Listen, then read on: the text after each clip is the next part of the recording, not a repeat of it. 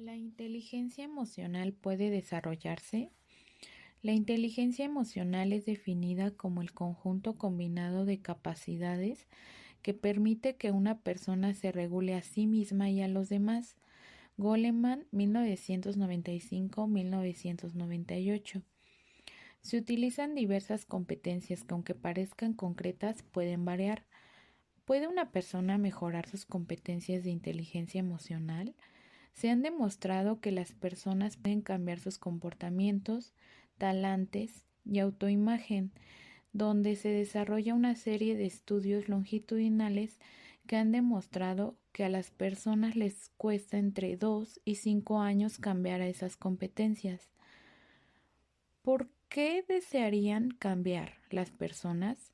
Existen tres razones por las que una persona desearía desarrollar su inteligencia emocional. Primera, una persona puede querer aumentar su eficiencia en el trabajo, aumentar su potencial o declarar un posible ascenso.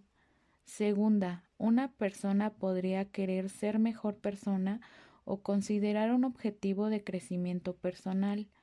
Tercera, una persona podría querer ayudar a los demás para que se desarrollen en inteligencia emocional o que traten de alcanzar alguno de los objetivos mencionados. Las competencias de inteligencia emocional son necesarias, pero no lo suficiente como para predecir el rendimiento. Nos ayudan a comprender lo que una persona es capaz de hacer y lo que ha hecho en el pasado, pero no lo que hará. Las competencias explican y describen cómo rendimos, pero no por lo que hacemos. Necesitamos saber más acerca de la motivación y los valores de esa persona.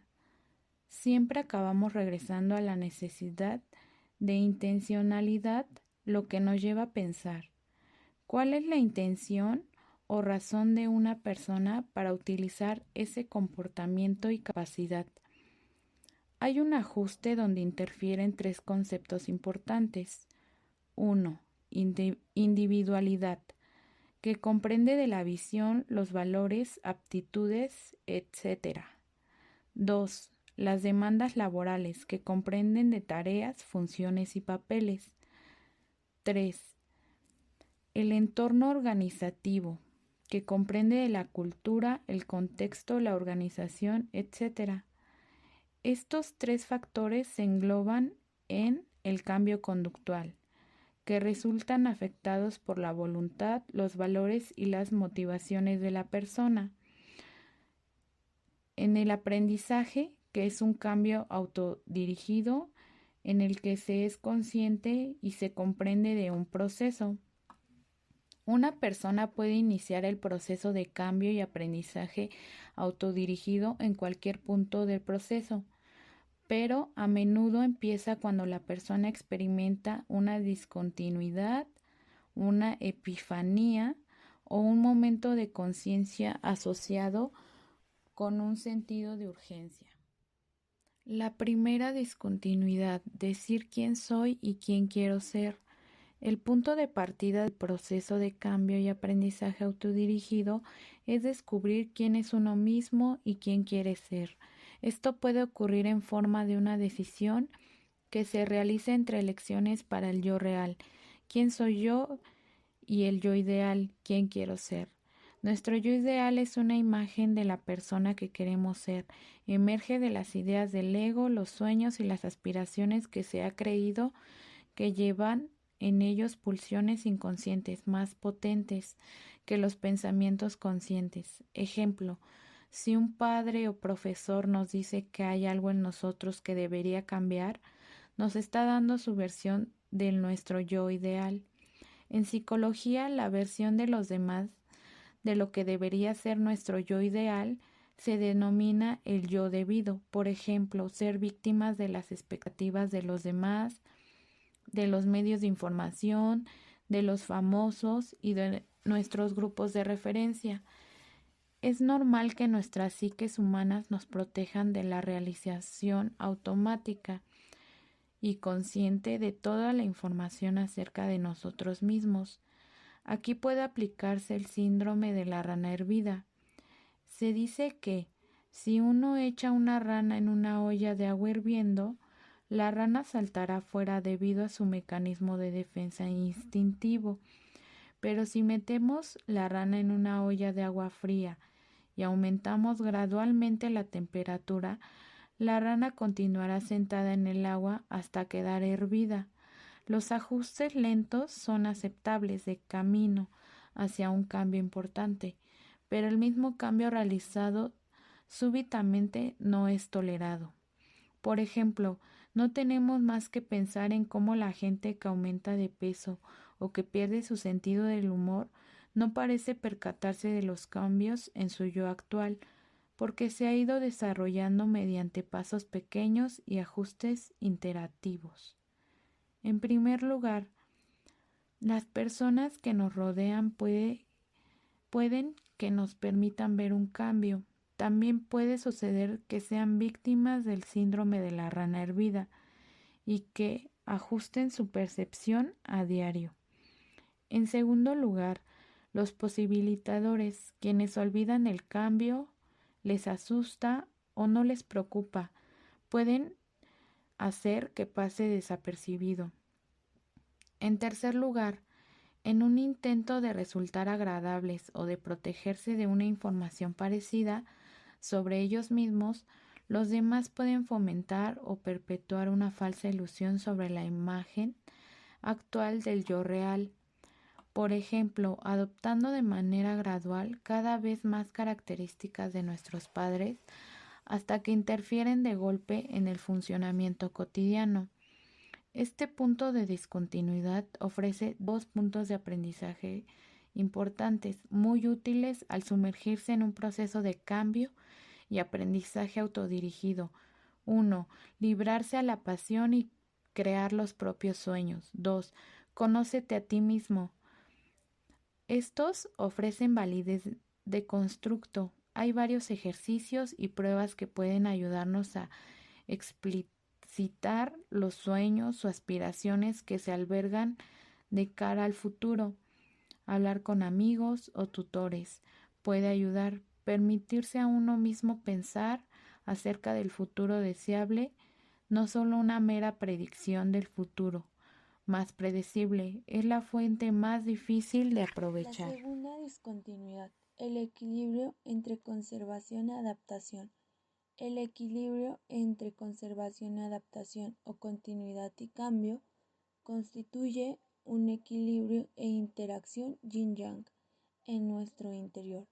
Es decir, antes de que podamos considerar realmente cambiar una parte de nosotros mismos, debemos tener en claro qué valoramos y qué queremos conservar.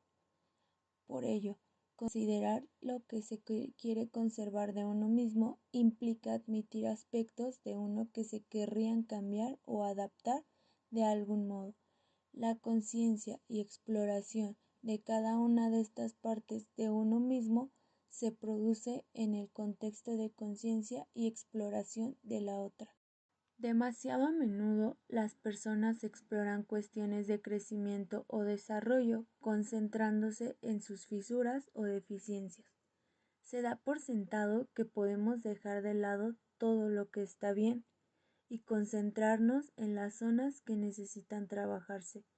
No obstante, puede que las fisuras nos llamen la atención porque impiden el progreso o el fluido.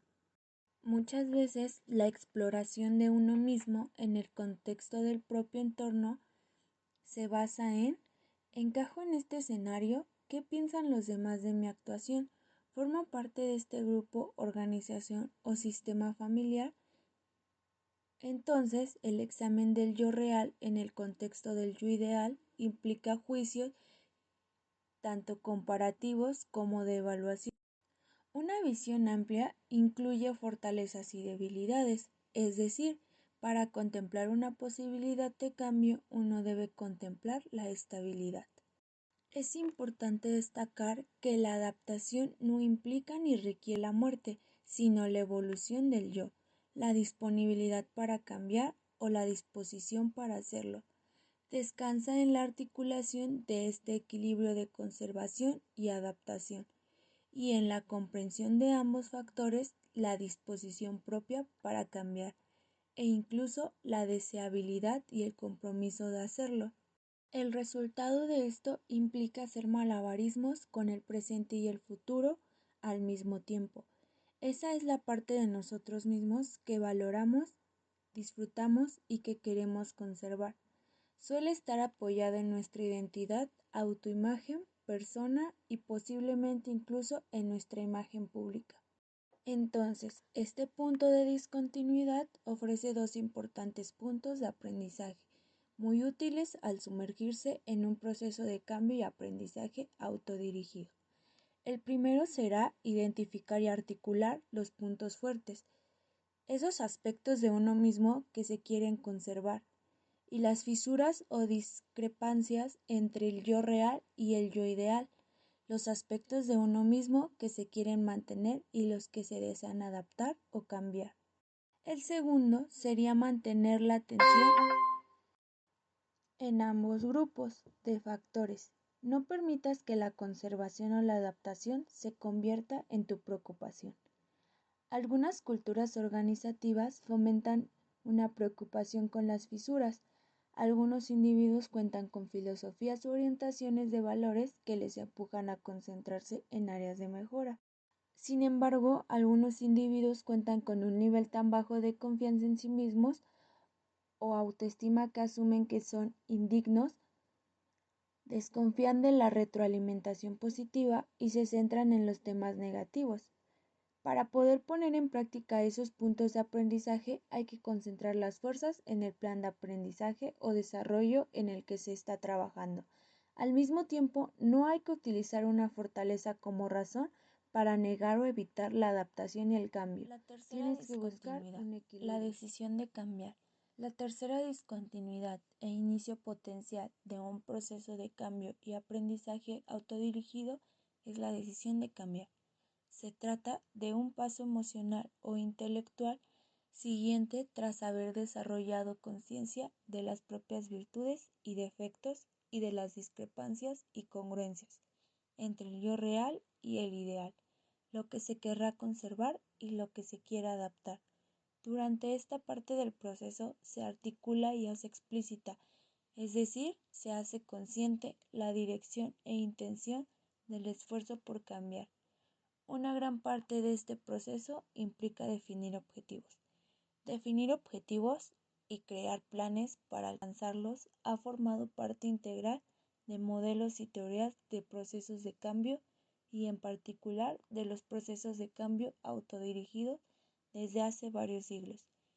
James describió la importancia de la abolición consciente en el cambio personal y en los últimos años MC formuló un proceso de adquisición de motivos que incluía la definición de objetivos y los planes de acción, y luego procedía a establecer la eficacia de estos pasos en estudios sobre motivación y de cambio entre empresarios.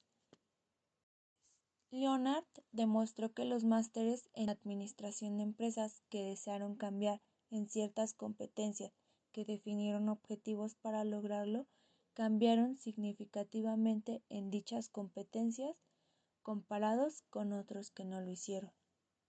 La tercera discontinuidad ofrece un importante punto de aprendizaje muy útil al sumergirse en un proceso de cambio y aprendizaje autodirigido. Crea tu propio programa personal de aprendizaje.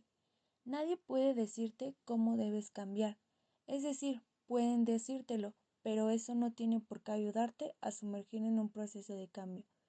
Recuerda, las personas aprenden lo que quieren aprender. El principal obstáculo a la hora de comprometerse en la definición de objetivos y los planes de acción radica en que las personas ya están ocupadas y no pueden añadir a sus vidas algo más o algo nuevo. Otra amenaza potencial para el éxito en el desarrollo de un plan que conlleve que una persona que se compromete en actividades que impliquen un estilo de aprendizaje distinto de su estilo preferido o más allá de su flexibilidad de aprendizaje. Cuando esto sucede, la persona suele desmotivarse y detener las actividades. La decisión de pasar a la acción. La cuarta discontinuidad y el inicio potencial del cambio y aprendizaje autodirigido es experimentar y practicar con los cambios deseados. Poner en práctica el plan de acción y dirigirse hacia los objetivos implica numerosas actividades. Por lo general, las personas se sumergen en estas actividades en el contexto de la experimentación del nuevo comportamiento. Normalmente, y tras un periodo de experimentación, las personas practican los nuevos comportamientos en el trabajo y en otros entornos en los que desea utilizarlos. Durante esta parte del proceso, el cambio y aprendizaje autodirigido empieza a aparecer un proceso de mejora continua. Experimentación y práctica. A fin de desarrollar o aprender un nuevo comportamiento, una persona debe hallar maneras de aprender más de las experiencias corrientes. Es decir, experimentación a través de práctica no siempre requiere asistir a cursos o una nueva actividad. Puede tratarse de intentar algo distinto en un entorno conocido, reflexionar sobre lo ocurrido y experimentar más en el mismo entorno. En ocasiones esta parte del proceso requiere buscar y utilizar oportunidades de aprendizaje y cambio. Puede que a las personas ni siquiera se les haya ocurrido pensar que han cambiado hasta que han probado un nuevo comportamiento en un entorno laboral o en un mundo real. Ri, 1997, estudió a los estudiantes del máster de Administración de Empresas a tiempo completo en uno de los grupos de Better Hill a lo largo de periodos de 2 años. Los entrevistó, examinó, filmó y grabó cada 6 u 8 semanas. Aunque a finales del segundo semestre de su programa halló evidencia de mejoras significativas en numerosas aptitudes interpersonales. Los estudiantes no percibieron que habían cambiado o mejorado en sus aptitudes hasta que regresaron de sus prácticas equivalentes. Rufus, 1990. Estudió jefe de científicos e ingenieros que eran considerados trabajadores superiores.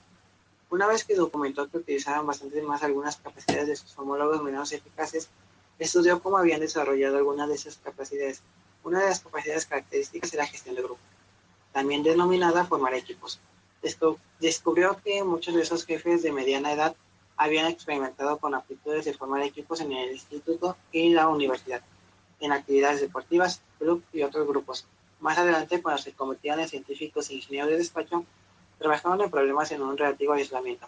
Siguieron utilizando y practicando formar equipos y gestión de grupos en organizaciones sociales y comunitarias, como en los clubs 4H y en las asociaciones profesionales, preparando conferencias y demás.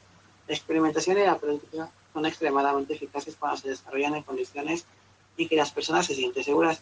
Kolb y Boyazzi, 1970. Esta sensación de seguridad psicológica crea una atmósfera en que la persona puede interpretar un nuevo comportamiento, así como nuevas percepciones y pensamientos, corriendo un riesgo relativamente bajo de sentir bochorno y de experimentar fracaso. Nuestras relaciones son una parte esencial de nuestro entorno. Nuestras relaciones más fundamentales suelen ser con grupos de quienes tienen una importancia particular para nosotros. Esas relaciones en grupo nos proporcionan un sentido de identidad, nos guía hacia un comportamiento adecuado y bueno, y nos proporciona retroalimentación al respecto. En sociología se denomina grupos de referencia, creando un contexto en el que podemos interpretar nuestros procesos respecto a los cambios deseados y la utilidad del nuevo aprendizaje, e incluso contribuir de manera significativa a la formación de nuestra imagen del yo ideal. Graham, 1996. Según las teorías de identidad social y los grupos de referencia, ahora las teorías relacionales muestran relaciones mediante la moderación de nuestras relaciones y de quienes somos y de quienes queremos ser. Desarrollamos o elaboramos nuestro yo ideal a partir de esos contextos. Etiquetamos e interpretamos nuestro yo real a partir de esos contextos. Interpretamos y valoramos nuestros puntos fuertes, los aspectos que consideramos puntos núcleos y los que deseamos conservar.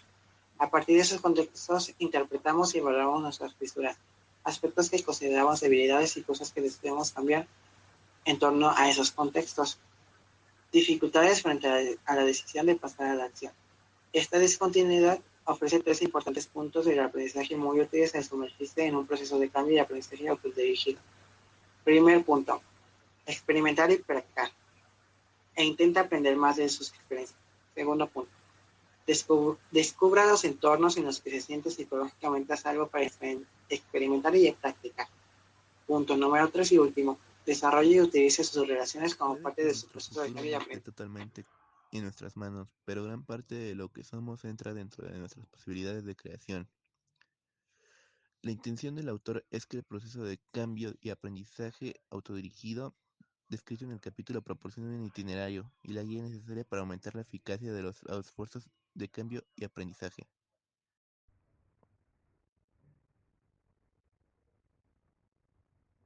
La